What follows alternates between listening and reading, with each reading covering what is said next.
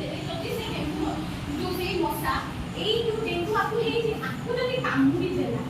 ଆର ଖାଦ୍ୟ ନଳୀରେ ଯୋଉ ଆମର ଜୀବ କୋଷ ତମେ ଜାଣିଥିବ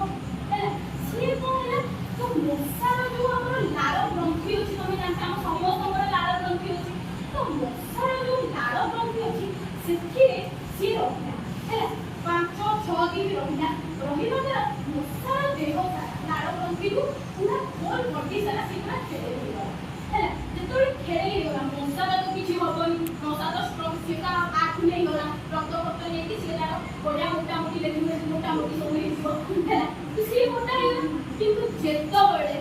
ସିଏ ଆଠୁ ନେଲା ଆଠୁ କାମୁଡ଼ି ଦେଲା ଇଏ କିନ୍ତୁ ଭଲ ଥିଲା ଆକୁ ଯେତେବେଳେ କାମୁଡ଼ି ଦେଲା